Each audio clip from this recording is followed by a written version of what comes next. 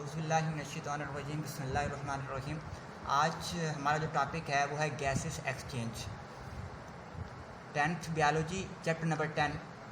सबसे पहले जो मैं आपको टर्म बताने जा रहा हूँ ये आपने सबसे पहले देखनी है और उसे तैयार करनी है।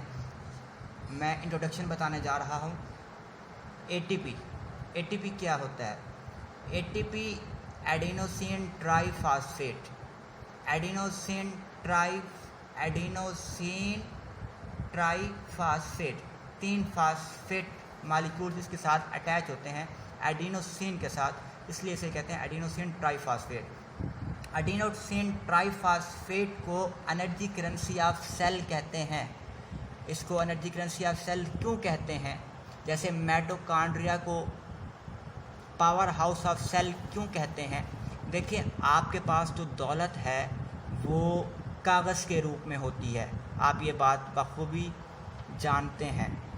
आपके पास जो दौलत है वो कागज़ के रूप में होती है। बिल्कुल इसी तरह हमारे जिस्म में जो एनर्जी होती है वो एटीपी के रूप में होती है। वो किस रूप में होती है? वो एटीपी के रूप में होती है। इसी वजह से जो जिस्म के मुख्तलिफ सेल्स हैं अपना फंक्शन परफॉर्म करने के लिए एटीपी के रूप में एनर्जी इस्तेमाल करते हैं। ठीक है। अब ATP act as a mediator. Mediators basically उसको कहते हैं तो दो चीज़ों को आपस में जोड़ रखे उसको कहते हैं मेडिएटर्स। अब देखें, ये है exergonic reactions and endergonic reactions. ऐसे रिएक्शंस जो एनर्जी रिलीज़ करें, एनर्जी प्रोड्यूस करें, उनको एक्सरगोनिक रिएक्शंस कहते हैं। एनर्जी किस फॉर्म में प्रोड्यूस करें, एनर्जी किस फॉर्म में रिलीज़ करें, वो एनर्जी एटीपी की शक्ल में होती है।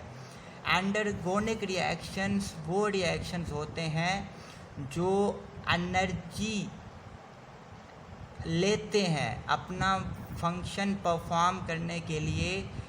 ये रिएक्शंस को एनर्जी की ज़रूरत होती है, तो ये एंडरगोनिक जो रिएक्शंस होते हैं एक्सरगोनिक रिएक्शन से एनर्जी लेते हैं। ठीक है। और क्योंकि एक्सरगोनिक रिएक्शंस में एटीपी की फॉर्म में एनर्जी होती है, जब यहाँ पे आएंगी तो ये इसमें से एक फास्फेट मालिक्यूल रिमूव हो जाएगा। आपको पता होना चाहिए कि एक फास्फेट मालिक्यूल्स में 7300 कैलोरीज एनर्जी होती है। एक फास्फेट मालिक्यूल्स में 7300 कैलोरीज एनर्जी मौजूद होती है। ठीक है। एक्सरगोनिक रिएक्शंस क्या करते हैं? एडीपी को फिर एटीपी में कन्वर्ट कर देते हैं। ये क्या करते हैं? एटीपी को एडीपी में कन्वर्ट कर देते हैं। डाईफॉस्फेट मतलब एक मालिक्यूल ऑफ फास्फेट यहाँ रिमूव कर लेते हैं। ये रिएक्शंस एक्सरगोनिक रिएक्शंस की एग्जांपल है photosynthesis, respiration, glycolysis. Endergonic reactions की जो एग्जांपल हैं वो एक्टिव ट्रांसपोर्ट है, साइक्लोसिस है। एक्टिव ट्रांसपोर्ट आप एंडरगोनिक रिएक्शंस की एग्जांपल कैसे समझें? जैसे एक पानी को आप नीचे से ऊपर लेकर जाना चाहते हैं, नीचे से ऊपर लेके जाना चाहते हैं तो उसके लिए आपको एनर्जी की ज़रूरत पड़ती है। अब आते हैं लफ्ज़ फोटोसिंथेसिस व cellular respiration.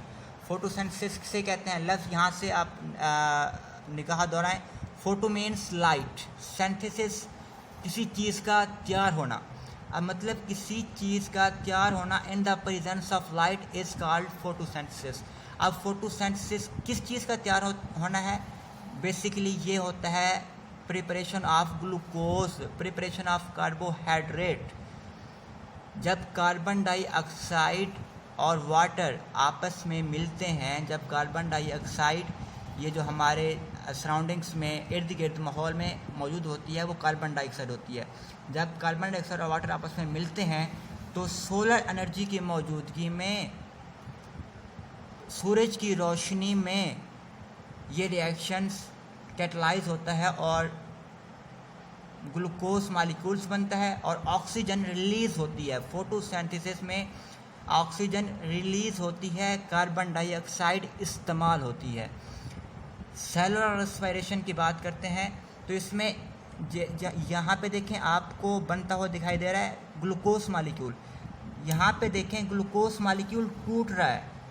Glucose molecules oxygen की मौजूदगी में ये जो इसकी प्रोडक्ट है वो इसकी रिएक्टेंट बन जाएंगी, और रिएक्टेंट बनते ही ये देखें ये कन्वर्ट हो जाएंगे water plus carbon dioxide plus ATP plus energy.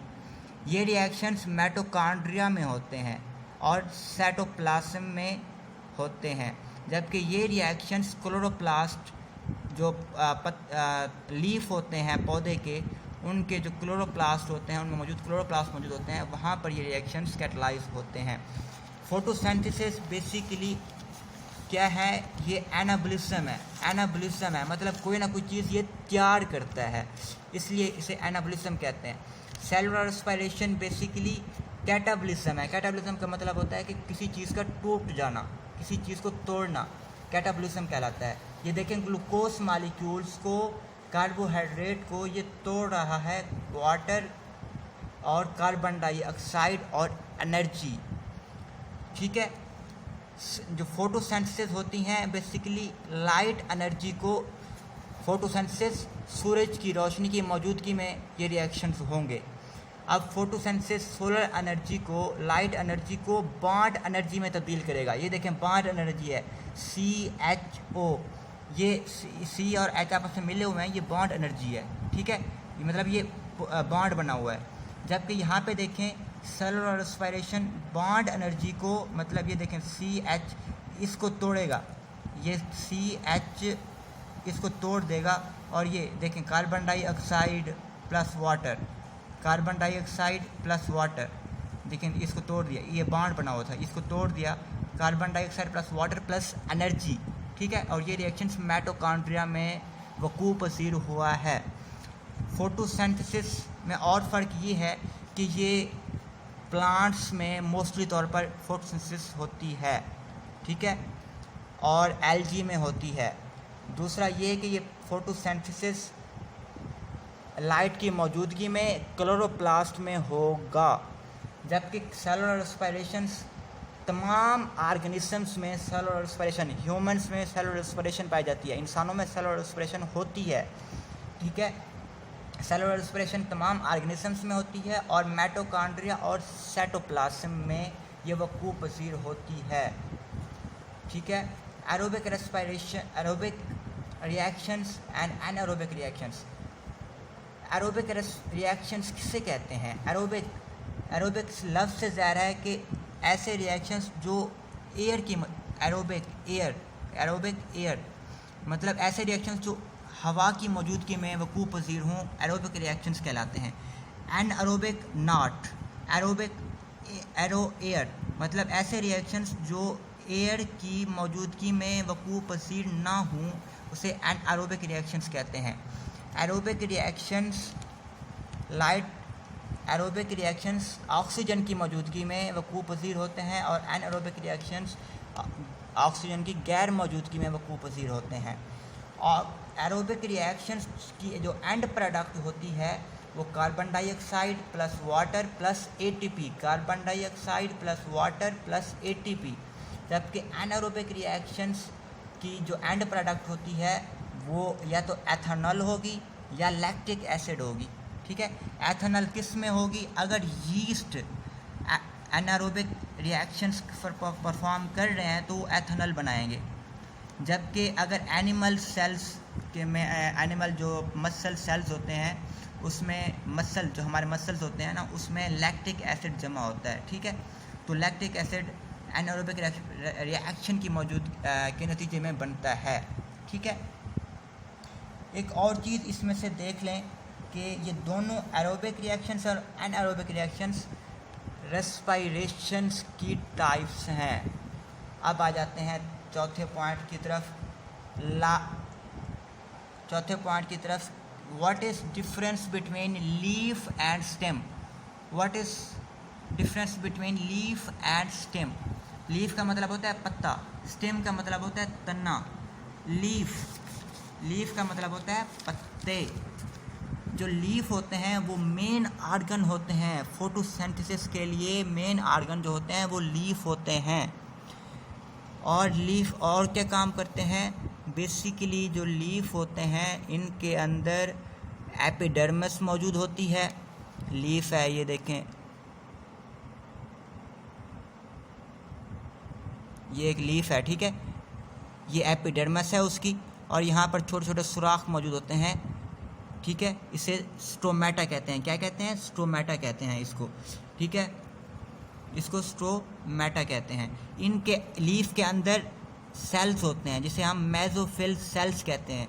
यहाँ पर फोटोसिंथेसिस वकूअ पज़ीर होती है। अब आ जाते हैं स्टेम में। स्टेम ये क्या होता है? स्टेम लीव्स पर मुश्तमिल होती हैं, ठीक है। स्टेम क्या करती है? जो हम इसकी तारीफ यूँ करेंगे, the part of plant which present above the surface of soil is called stem. मतलब पौधे का वो हिस्सा जो ज़मीन की ऊपरी सतह पर मौजूद हो उसको स्टेम कहते हैं, ठीक है। अब ये स्टेम क्या करती है? जड़ और पत्ते को आपस में कनेक्ट करेगी और ट्रांसपोर्टेशन में अहम किरदार अदा करती है। ट्रांसपोर्टेशन ऑफ मटेरियल, ठीक है, फूड मटेरियल, ये जड़ से मटेरियल लेगी, तने तक, पत्ते तक पहुंचाएगी, लीफ तक पहुंचाएगी, ठीक है। ये था हमारे आज का जो इंट्रोडक्शंस के समरीज़ की मैं आपको बता देता हूँ कि हमने क्या क्या पढ़ा है कि what is meant by ATP, what is meant by adenosine triphosphate, what is difference between exergonic reactions and endergonic reactions, what is the difference between photosynthesis and cellular respirations, what is the difference between aerobic respirations and anaerobic reactions, what is the difference between leaf and stem। वो reaction photosynthesis वो reactions होते हैं जो light की मौजूदगी में हों, perform हो, उन्हें फोटोसिंथेसिस। अगर लाइट है तो फोटोसिंथेसिस का अमल होगा, अदरवाइज़ अगर लाइट नहीं है तो सेलुलर रेस्पिरेशन का अमल होगा। मतलब जो फोटोसिंथेसिस दिन के वक्त होगी, पौधों में सिर्फ़ और सिर्फ दिन के वक्त फोटोसिंथेसिस होती है, रात के वक्त नहीं होती, क्योंकि रात को सूरज तो होता नहीं है, लाइट नहीं होती, ठीक है। इसी वजह से जो दिन के वक्त पौधों में फोटोसिंथेसिस और सेलुलर रेस्पिरेशन दोनों हो रही होती हैं, जबकि रात के वक्त ओनली सेलुलर रेस्पिरेशन परफॉर्म हो रही होती है। फोटोसिंथेसिस रात के वक्त पौधों में नहीं होती। ओके, अल्लाह हाफिज़।